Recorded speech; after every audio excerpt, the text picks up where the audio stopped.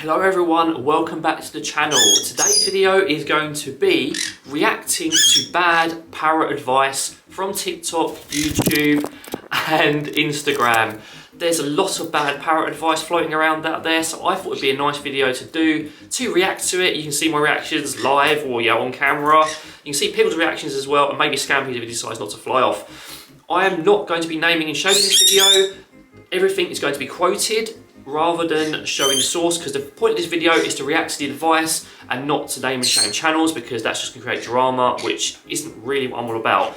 I also put out a community post where I asked you guys what you thought was bad parrot advice, and I'm going to be including some quotes from my subscribers in this and reacting to them too.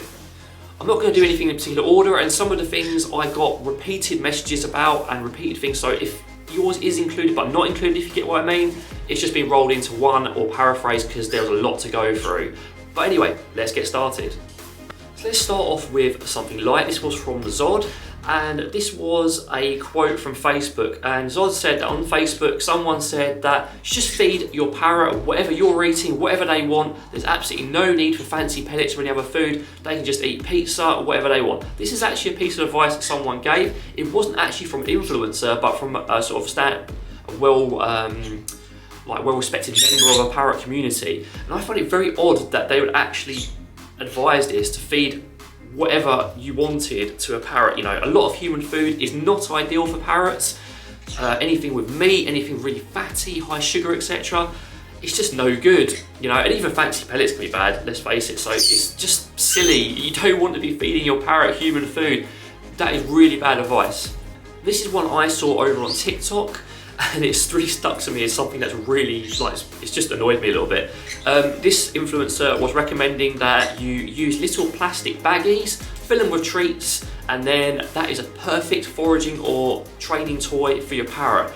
I mean, where do you start really with this? A little plastic baggie is unsafe in material for a start, and also if your parrot chews it and gets those treats, which it's going to, there's a much higher risk of it ingesting that plastic than if it was in a different situation.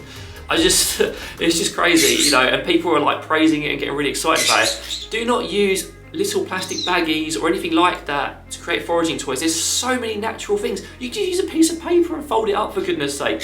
No plastic. This is a piece of advice that Anne G's feathered friend saw from another YouTube channel, and that was, if you want your bird to be quiet, all you need to do is get a spray bottle, spray them in the face, or shove them back in their cage and cover them up, and that will get them to be quiet.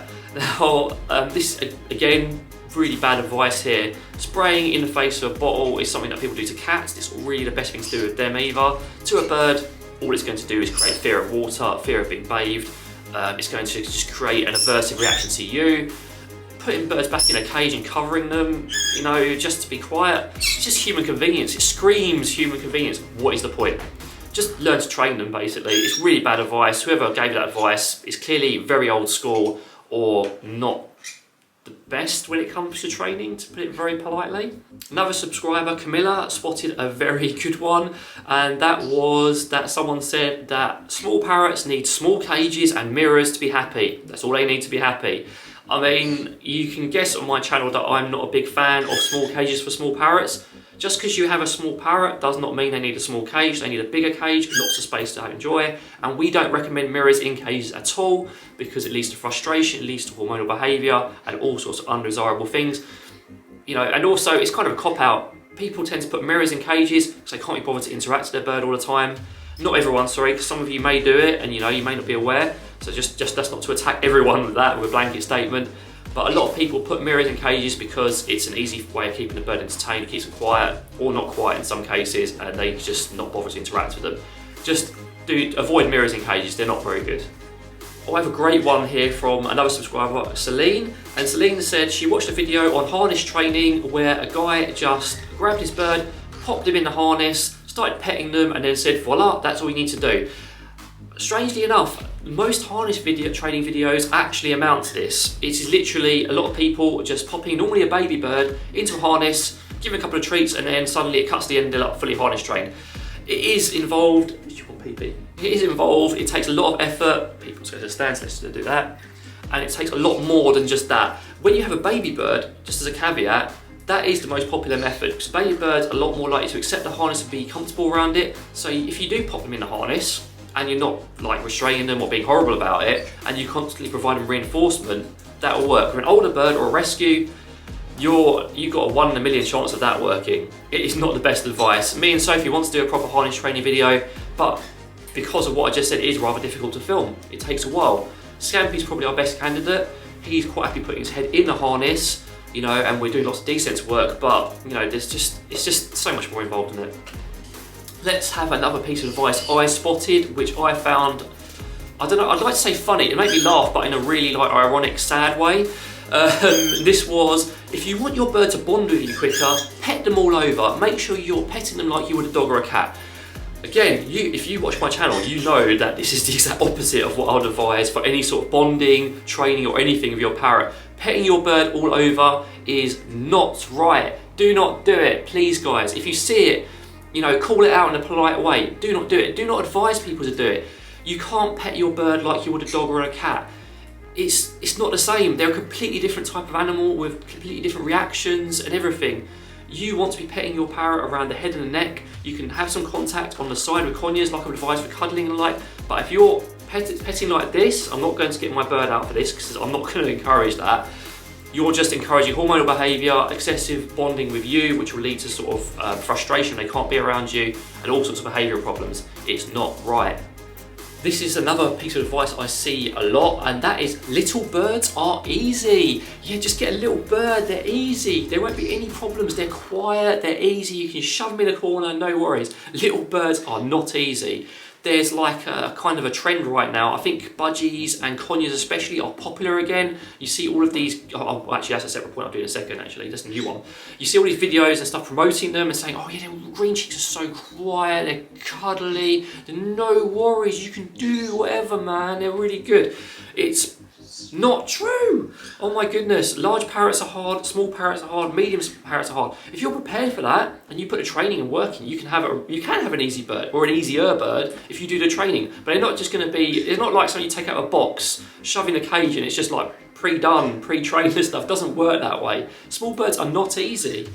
If you're wondering where Pickles and Scampy went, by the way, they're actually cuddling with Sophie at the moment. They don't want to cuddle with me because I'm being too, like, I'm moving around too much, too excitable. So that was from a previous point I want to go on to as well. When you see, this isn't technically bad advice, but it's something that annoys me. I might have to do a video about things that annoy me as well, actually. And that is when you see accounts that are actually doing GoFundMes, etc., to get birds, and they, you know, they're doing sponsored posts to get people to give them money so they can get a bird, and oh my goodness. Oh, and I sometimes see some of these posts and then the way that people are interacting with the bird, it just drives me nuts. It's just irresponsible, and again, it's promoting irresponsible ownership. Another piece of advice someone saw was that you should starve your bird into compliance. That means that you should just give your bird no food, and that's how you train them. Again, this is quite a, well, it's a very old school free flight technique where you would not feed your bird before free flight to get them to be motivated to come to you and not fly away. Some people do it in the home as well. It's something that should just die, basically. It doesn't belong in any sort of pet or training world for parrots. You should never starve your bird into compliance. Whoever said this was very silly or potentially over 100 years old. You know, it's just rubbish advice. Just to stress on this point as well, even if a parrot does not want to participate in the activities, again, most of you guys watching this channel, this doesn't need to be said, but just in case, even if it doesn't want to participate, should have access to all of its essentials, food, water, ability to have fun, you know, you just need to make sure all those essentials are always there. A piece of advice underneath the ski field, hope you got that right, sorry I had to write this all down, they spotted was someone was advising to never keep two birds in the same cage, they would automatically fight. Again, you know, some circumstances it's not good to keep two birds in the same cage if you just introduce another one, they're different species, etc. But you know, we have cages with two birds all over, you know, we have 3 sets of cages with two birds and they're all happy. It's good to keep birds in the same cage if it's large enough, there's enough space and they're the same species. It's great fun for them. They can interact, it's yeah. Now I'm going to paraphrase this one and roll it into one, and this was spotted by multiple subscribers. It's one of my sort of pet hates as well. Some YouTube channels display dogs, cats, other animals, big parrots and very tiny ones all in the same space. You see a lot on TikTok and Instagram where you have staged things. Do you want to go there? do you want to go? You have a lot of staged scenes where you have parrots riding dogs and cats. You have parrots that are baited into attacking dogs and cats for a reaction, and it's promoted as cute and all sorts, and it's just bad, you know. The problem with dogs and cats and mixing with parrots is dogs and cats' saliva is actually extremely toxic to parrots. You get a little bit of that on there, you're going to get a very sick parrot. Best case, they're going to have an upset tummy. Worst case, we won't talk about. There's also a big danger and risk of harm. You know, if you're, especially these staged videos, they're really my pet hate. When you're getting when someone's encouraging their budgie, for example, to irritate their cat, all it takes is that cat to get annoyed when it's normally calm, swipe, get its claw out, that budgie's finished. It is stupid, I'm sorry. There's a lot of situations where people have dogs and cats and their birds and they handle them perfectly sensibly, you know. They have the birds in when the cat's around, they make sure the birds are trained to stay high up when the cat's around, or the dog, for example, a lot less risk for the dog going high up. And they're just sensible. It's just something you need to use common sense about, honestly. And it is one of my pet hates on Instagram and TikTok especially. Just be sensible about mixing animals, you know. Common sense will rule here. That's not to call anyone out who has dogs and cats and birds. You can have them in the same household completely safely. It's just about using that common sense. Now this was spotted by Jasmina, and she said that a big creator was promoting excellent care for big parrots, big enclosures, etc. But for their small parrots, small cages, you know, encouraging hormonal behaviour, not the same sort of diet. And it's not ideal really, is it? I mean, there's a sort of a bit of a misnomer with big parrots that they need more attention, space, etc. than small parrots. Large parrots and small parrots are still parrots. They still need lots of space and they still need the same proportional amount of space. They need the same diet. They're not lesser. Small parrots are not lesser. You know, they're just exactly the same, and it's silly. One of the things that I find annoying when it comes to big parrots, and this isn't probably the relevant to this example, but it's about proportion. So a lot of people see a large cage and they put a big parrot in it, but in proportion, that cage in proportion to the size of the big parrot is actually very small. You need an aviary. And then it's the same with a small parrot, the same logic, you know, because it's small, it needs this tiny cage.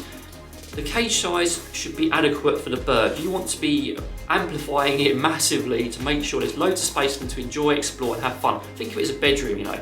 And that is another sort of long-running problem with looking after big parrots and small parrots. The sort of old perceptions and just looking at it through our lens almost, which we can't really help but do as humans, but not thinking outside the box a little bit. This is something that cropped up repeatedly in comments and DMs as well when I asked for a call, and it's something I have a potential issue with as well. And this was quoted by Quinn and Saria in the comments because they wanted to be quoted on it, and that is wing clipping. You couldn't have a controversial video or bad advice video without wing clipping. I am going to be doing a dedicated video on wing clipping. I'm going to be getting experts on other people's opinions because I want to argue it in a logical and structured manner. I am not pro wing clipping. I'm going to state that for the record. I think it is an outdated practice. I think a lot of the things that people use it to achieve, for example, increased bonding, keeping the bird safe, keeping the bird under control. I don't really like that last one at all, but that's what people use it for. It just doesn't do that. Often wing clipping harms bonds due to the process of it. Often wing clipping does not keep your bird safe because they cannot fly properly, but they still can fly. It causes lots of problems, and there's more and more evidence for it, loads of anecdotal evidence. There's even people looking into studies on it. It's just an outdated practice. So I am not a big fan of it. I'll be doing a dedicated video to address it in hopefully a calm and structured way. So I know there's very strong opinions on both sides, and I'd rather people just discussed it. And maybe those opinions change through education rather than just getting defensive about stuff. Another thing I want to mention as well, wing clipping is one of those things that's done for human convenience. And human convenience is what a lot of these old practices are for. It's for our convenience as humans, not for the bird's benefit. And that is one of the things that irritates me a little bit about a lot of old practices that persevere. It's not done for the bird's benefit. It's just done because it's easier for us, you know. And if it's easier for us, you know, why bother?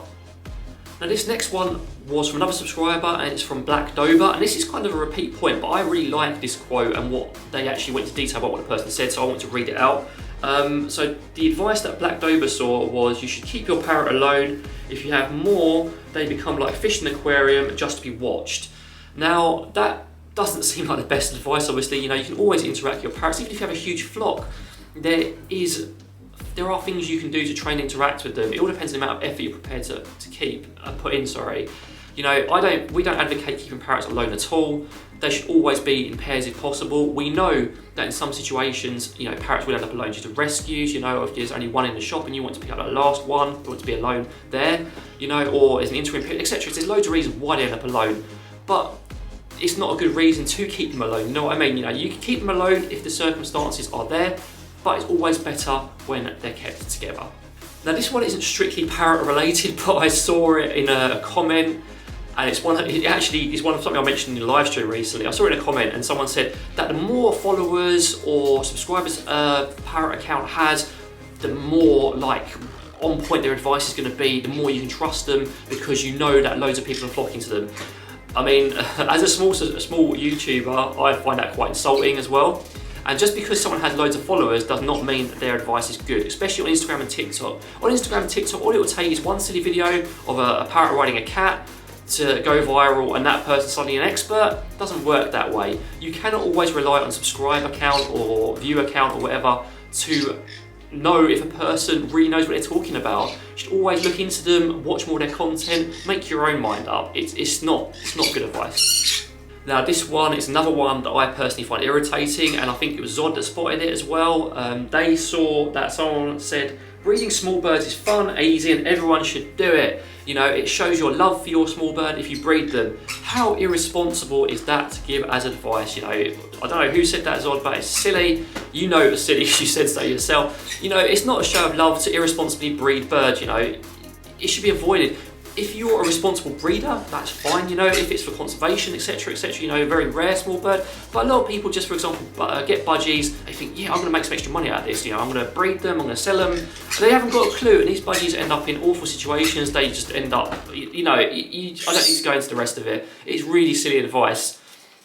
Now I'm going to roll these two into one, and it talks. These are 2 points. It's basically training through punishment. Someone observed an Instagram account saying that you should flick your bird to get them to step up. Another person observed, in fact I saw this one as well, where you just bang the edge of the cage and you get them to fly to the other side. Another one is where you corner your bird and then you try and get them to bond with you that way. The perfect example, this is my favourite, is, and this is one that's perpetuated a lot, and it's a little bit less harmful than the others. People say that when your bird bites you, you just say no firmly and you shove them back in that cage. Training through punishment does not work with any parrot species. It's proven, it's just shown. People who do this should know, they should see the results of it. You either get learned helplessness, which is probably what they want because it's a human convenience, or you get a bitey, angry bird that does not want to interact with you. Punishment training doesn't work. You pop your bird back in that cage after saying no, it's going to learn that it can bite you and it goes back in its cage whenever it wants. It's not good. No training through punishment, guys. Terrible. This is another one I saw on TikTok, and this person said, my bird loves showers. I like to put my bird directly under the shower and they really enjoy it. And then the image was basically the bird like soaking and just looking very sad. It is dangerous to do so. Having a shower perch and having your bird to one side so it gets a little bit, spritzing your bird or giving a bowl, etc. Bathing's great, but putting them directly under streams of water with no supervision and no moderation can cause all sorts of problems. It can cause them to actually drown if you're really unlucky. So it's something to be really sensible about. A lot of people get lucky with it, but a lot of people don't. And again, we're the ones that hear about it. Just like with dogs and cats, just like the biting incidents, just like with this, we get messages from people constantly with these situations, and some of the times we can't actually help, it's too late. So it's just not the ideal thing to do. Be sensible with how you bathe your bird. I'll roll these last two into one because I realise I've been going on for quite a while, and I'm hoping you're still watching me. You maybe found it interesting, just me waving around and getting overexcited. And there's 2 points here. So the first one is someone said, don't train your bird if they're too difficult, don't bother, just let them do their own thing. You can see what I think about that. And the other one that's very similar was, if your bird is biting, it's something that you can't deal with, they're just going to be biting forever, you can't train it, you can't do anything with it. Birds will always be nibbly, there will always be occasions where your bird may nip you, but biting can be helped. It is a behaviour that can be lessened and reduced. Same with hormonal behaviour, you know, birds will get hormonal, but you can reduce the effects. We've got prime examples in this house, you know, we've got 5 conure examples of reducing biting, all rescues, apart from Pickles, all big biters. And now, you know, Pickles and Scampy and Olive barely ever bite. We do get nibbles and nips occasionally. Louis doesn't bite. Kipling's getting a lot better. Training methods do work. You can help with biting. It's just laziness, or just because that person doesn't want to put the effort in, that biting can't be reduced. Same with training. Difficult birds can be trained. It's all about effort, not human convenience. It's effort. You put the effort in, you get the results. It's exactly the same with anything else in life. It's with the parrots as well. At least with parrots, you can generally measure it. You can put a lot of effort into a job and get nowhere. With a parrot, at least you know you're doing something good there. If you want good advice, obviously watch me and Sophie's channels, because we do research what we do. But like I said in my live stream recently, you know, look at multiple channels, watch lots of different advice, see what tends to tie in together and what you morally feel is right. You know, don't just take what anyone says anywhere for granted. Even us, you know, we're always learning, we're adapting our knowledge, and we are progressing with our knowledge and hopefully getting better. If you have real problems with your parrot and want dedicated advice, don't forget we have a business called Best Behaved Birds. We do consultations, we tailor it to you, and you can just reach out to us and we can hopefully help you and book a consultation to go over your problems in detail and professionally. So guys, thank you very much for watching. I hope you found this entertaining, me ranting. I know there's loads more advice that's bad out there. I may have to do more of these videos in the future. I'll do sort of like calls on community to get like people's opinions on bad advice. But yeah, that's it. That's a wrap for this one. I hope you found it entertaining and useful. Pickles is now with me for a little. Do you want a cuddle? Is that what you want? Oh dear, look at this little monster. Where do you want to go? She wants a cuddle. So we're going to let her cuddle with me while Scampy cuddles Sophie. If you have any comments or anything you want to say about the video, please feel free to drop them down below. But in the meantime, from a very ranty me, very cuddly Pickles and Scampy, take care, have a really good day.